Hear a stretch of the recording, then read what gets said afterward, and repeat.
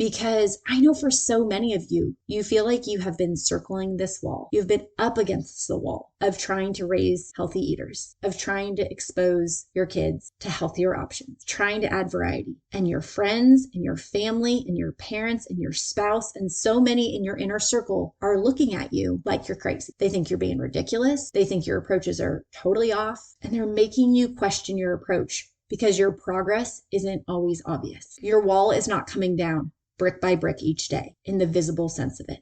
You're not seeing layer by layer fall down lap after lap, and yet you're doing the work. You are walking in obedience to the things that you know are going to change your child's life and the generational cycles thereafter, and how your family approaches food, and the chains that are broken from disordered eating habits, and the lifestyle habits that are forever changed because of the habits that you're fostering and putting in place right here and now. But don't we sometimes get discouraged? Don't we sometimes just see that wall of what our kid won't eat, of the fight that our family had at the table, of the disagreement we had with our spouse at dinner, the lunchbox that came home untouched, the snack that our kid ate again and brought us shame? So often our perspective gets blocked.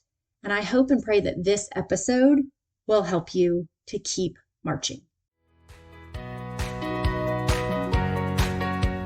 Hey Mama, I'm Ashley, and welcome to the Veggies and Virtue podcast. In this podcast, you will find simple menu ideas, kitchen organizational systems spelled out for mom life, and feeding tips and tricks that are both evidence-based and grace-laced. I believe that you can find flexibility when it comes to feeding your family so that you can feel calm, capable, and connected in the kitchen. As a registered dietitian and Christian mom of 3 myself, I want you to break free from the mealtime battles and to feel equipped while feeding your kids all day long. Pull up a stool at my kitchen counter and let me pour you a cup of coffee and say a quick prayer for you. It's time to chat about the mealtimes, messes, moments, and ministry of motherhood.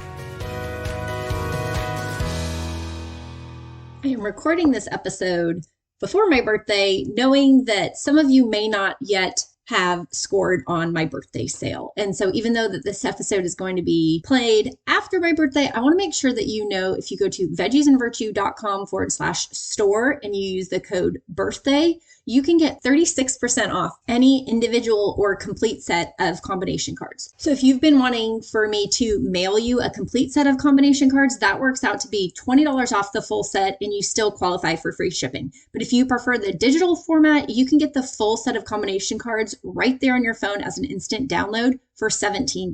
If you're just looking for some easy snack ideas for summer, you want to strategize and start incorporating healthy options at breakfast or at lunch, especially over summer when maybe the routine is a little slower and you can work on helping your kids learn to like more variety so that it serves you better in the school year ahead, you can get any one of those digital downloads for $6 right now.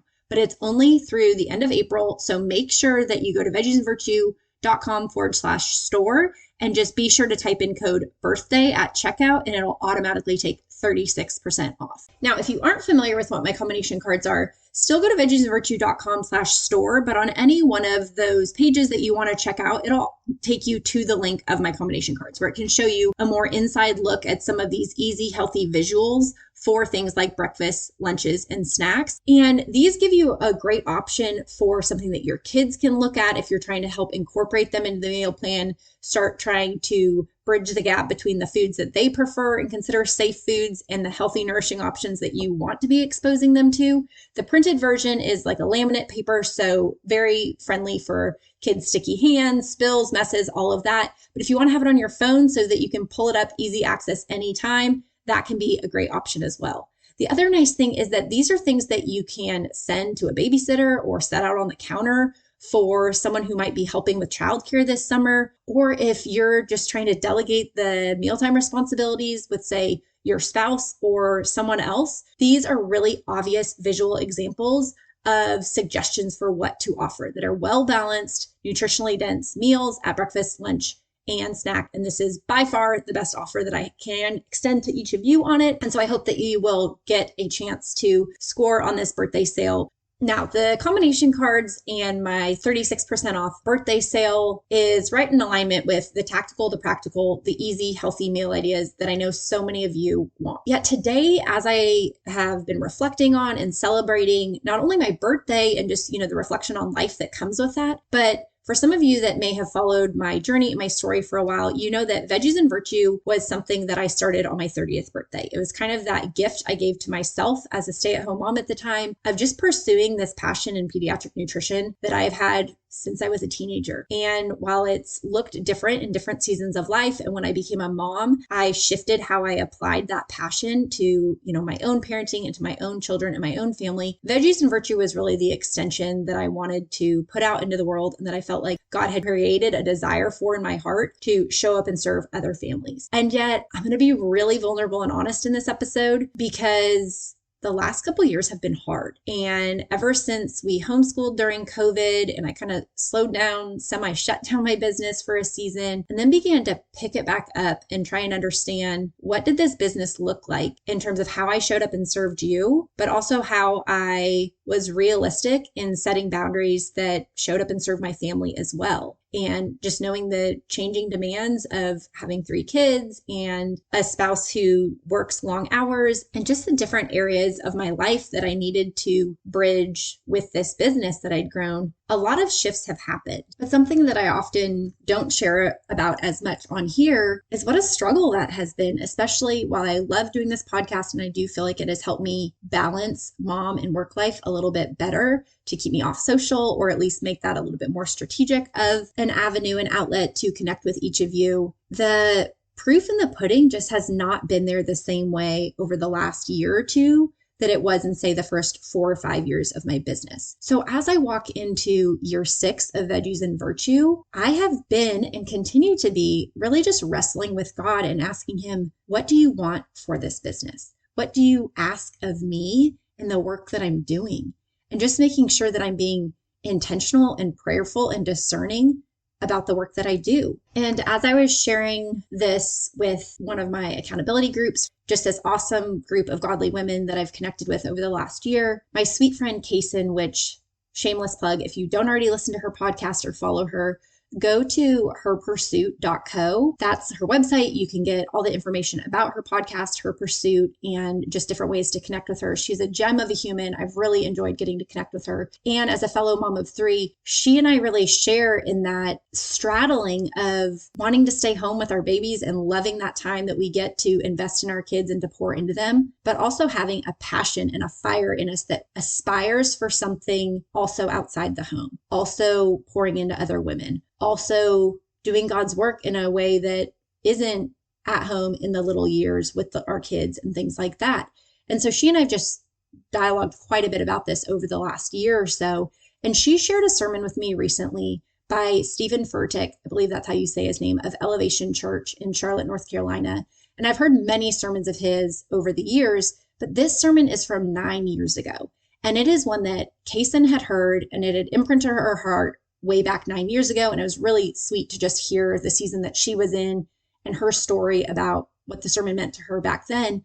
But then for her to recall that sermon and to share it with me recently was just such a special gift. So I'm going to share a direct link in the show notes to that sermon. It was about 45 minutes. And I definitely, if you can find 45 minutes, I definitely think it's worth the listen. But I also just wanted to highlight a few things here because I've now listened to this sermon several times since Cason sent it to me. And I just wanted to go over some of the main points that stuck out to me because on a very deep and personal level, behind the scenes of this business, so much of it resonated with me. And the sermon, I guess I should say, I didn't mention that at the beginning, but it's called Don't Stop on 6. And Pastor Stephen walks through 2 main problems that he sees out of this verse in Joshua 6 and how it relates to me and really so many of us. Because as I listened to it and applied so much of it to my own life and to my own struggles, specifically in this business,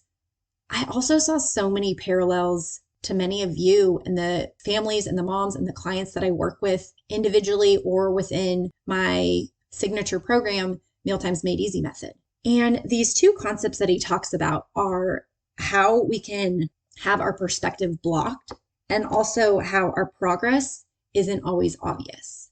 So I just want to dive into these a little bit. Again, this is not feeding related, and yet if you can track with me, I think you're going to see how so much of this does relate to the approach that we have in feeding our kids and that perseverance to not stop, to not have our perspective be blocked on the good work that we're doing as moms, trying to raise healthy eaters, even when it seems like they seemingly refuse everything. And how I know firsthand as a mom with 3 kids who are far less adventurous than I ever imagined my own kids would be. And yet knowing that it's not always about the progress that's obvious, that's most important, and how to keep marching lap after lap with a perseverance and a perspective that can keep putting in the work, even when I'm not seeing that progress. And again, I see this in my own personal life and as a mom, but this episode was really shared with me and stuck with me from a professional perspective of some of the ways my perspective does get blocked in business, and how sometimes I can feel really defeated and deflated when my progress in business is not obvious. So with full credit due to Pastor Stephen and Elevation Church, be sure to reference in the show notes the sermon where a lot of this wisdom and just insight comes from.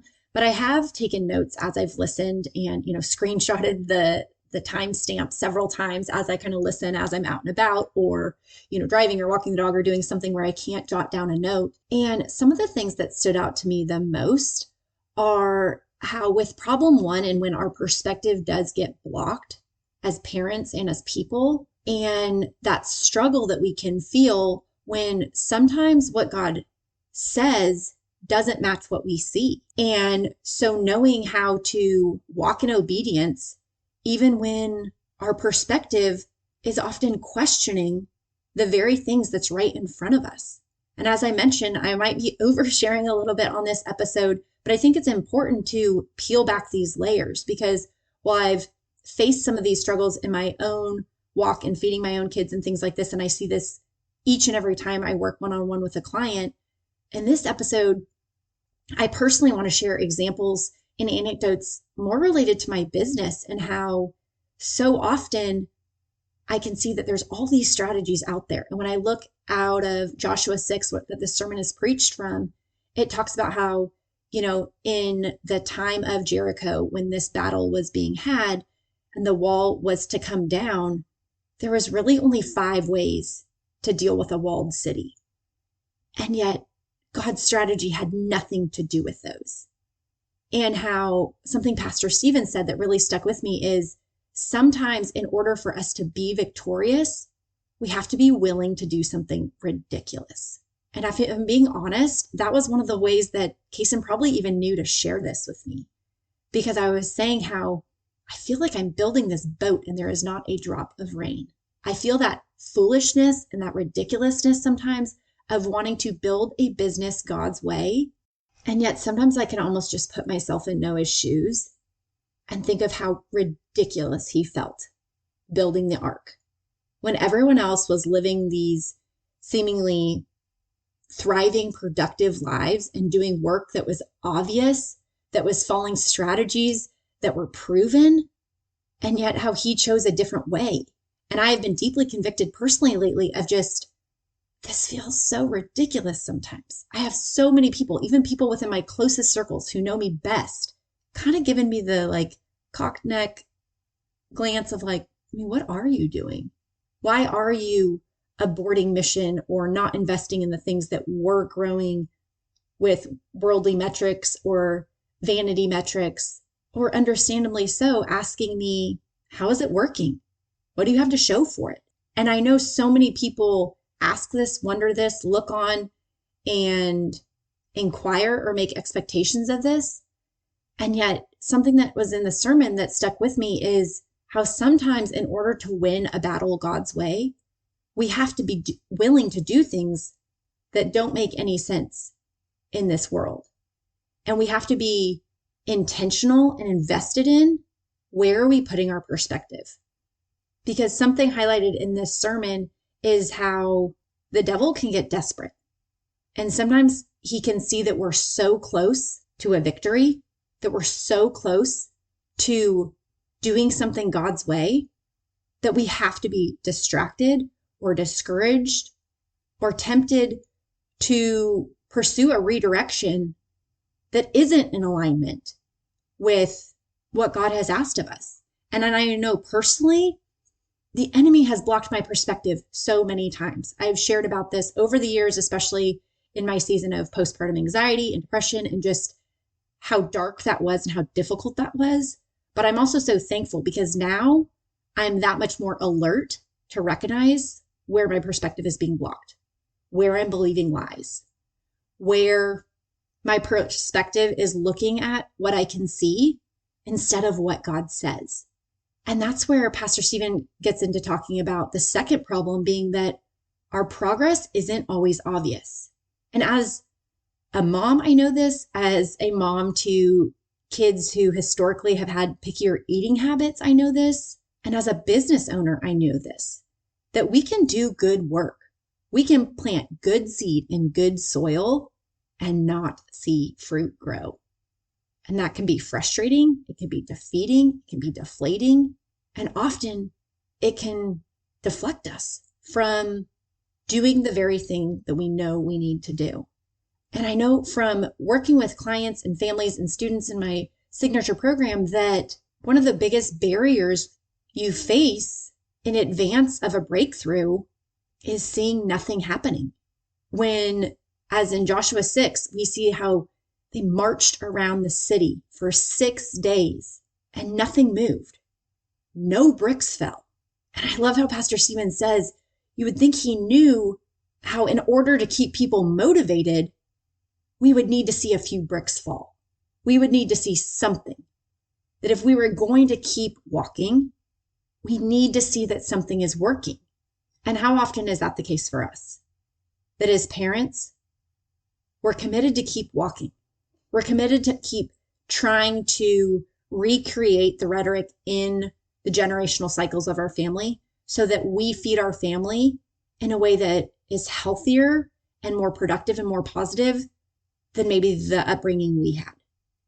That we want to keep marching to a beat of healthy meals and snacks and breaking through the chains of diet culture and giving our kids a feeding foundation that sets them up for a lifetime of freedom in their relationship with food, but also vibrant health and nutrition. But how many of you feel like you don't see any of it working? You feel like you're marching the march. You're doing the work. And lap after lap, the bricks are not coming down. The walls are still there. And if our perspective is on the walls and not shifted to the work that we know God is doing, that only God can do, we can begin questioning, is this even working? And is this work even worth doing?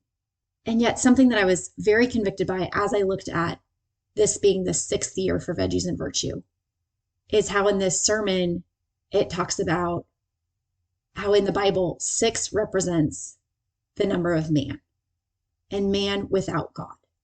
And how for 6 laps in Joshua 6, nothing happened. These were trained military men. They knew what they were doing. They went out expectant and equipped to know how to take on this city of Jericho. And yet when they chose to march God's way, they had to keep coming home and keep answering to others as to why nothing was happening, why there was no progress for others to see. And so often as parents and or as professionals, we want to see 10% towards completion, a quarter of the way there, 2 miles left, final lap. We want to see those measurements of time that help us to know we can tackle this a little bit longer. That even if we're not all the way there yet, we know that we're running the course and that there is an end in sight. And yet in parenting and in building this business God's way, it doesn't work like that. But something that this sermon highlights is, are we willing to do God's will even if it doesn't work? Are we willing to keep praying even when our wall doesn't fall down? Are we willing to keep marching even when nothing comes to pass? Because I know I want to continue to do God's will. I want to continue to be prayerful, and I want to continue to march and walk the walk that God has outlined for my life for me to do.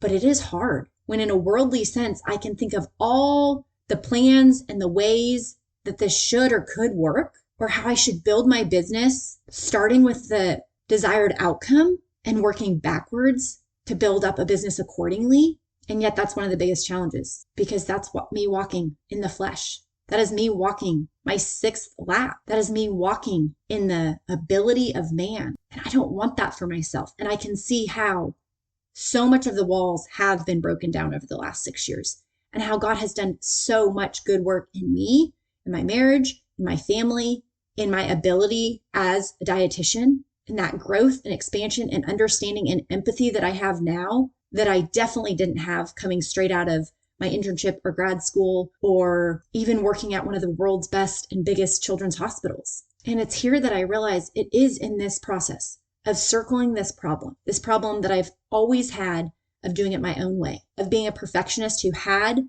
a perspective of how I thought it should look for parenting, for feeding my family, for starting a business, and yet God preparing me for the things that He has promised me so much better.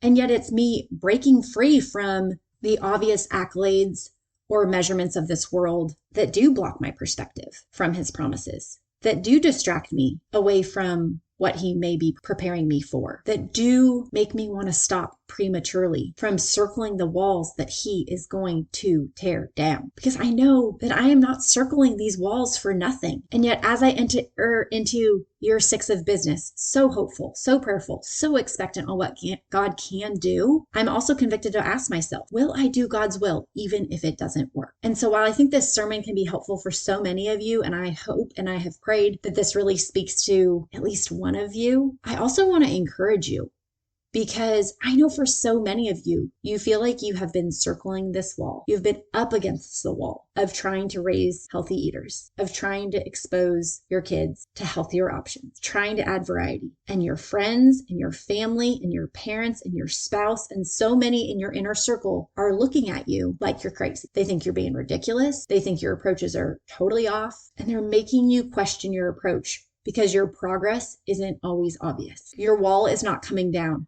brick by brick each day in the visible sense of it. You're not seeing layer by layer fall down lap after lap, and yet you're doing the work. You are walking in obedience to the things that you know are going to change your child's life and the generational cycles thereafter, and how your family approaches food, and the chains that are broken from disordered eating habits, and the lifestyle habits that are forever changed because of the habits that you're fostering and putting in place right here and now. But don't we sometimes get discouraged? Don't we sometimes just see that wall of what our kid won't eat, of the fight that our family had at the table, of the disagreement we had with our spouse at dinner, the lunchbox that came home untouched, the snack that our kid ate again and brought us shame? So often our perspective gets blocked. And I hope and pray that this episode will help you to keep marching.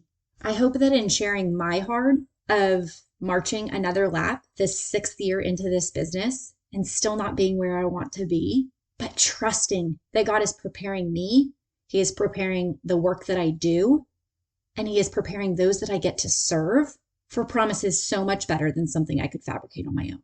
But sometimes it's going to look ridiculous. And sometimes evil is going to distract me and discourage me. And sometimes I'm going to want to just stop.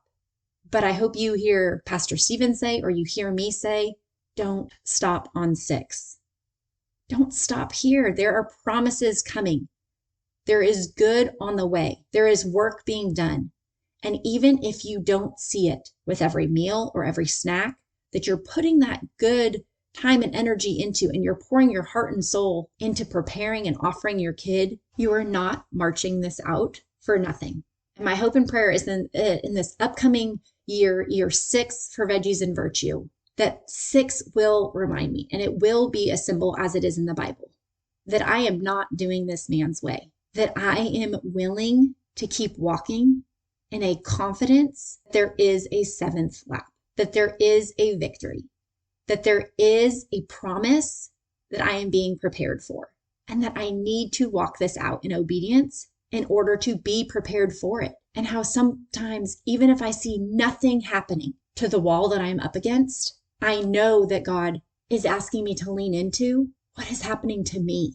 So in this upcoming year, as I continue to show up and serve you, I hope that this message will resonate with you. I hope that it'll give you a little bit of perspective on the heartbeat of my business, and it will help us to align in this approach that isn't quick and easy. It's not a fast fix. It's not an overnight success, but it is building a lifestyle and being willing to walk in a way that isn't always going to give us those obvious wins. And I love nothing more than celebrating with you each and every time you do see a brick come down. And I love to walk this walk with people, to live out an identity that is a co-laborer with my fellow moms and friends who need someone to march it out with them amidst the mealtimes, the messes, the moments, and the ministry of motherhood.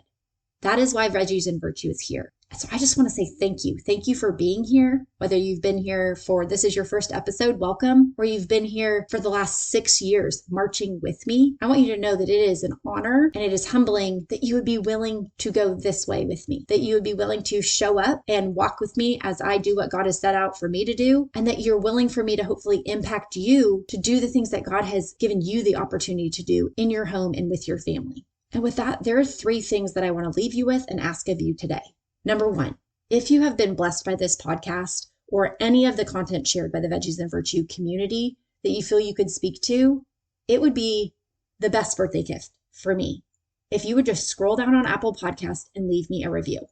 It costs you nothing but 60 seconds of your time, but it would truly be a gift to me because while I don't deserve and I don't ask and I know not to expect walls to fall down or words of encouragement to help be that motivation I need to keep going, it truly does encourage and bless me. And I really appreciate each and every one of you who has taken the time to do it.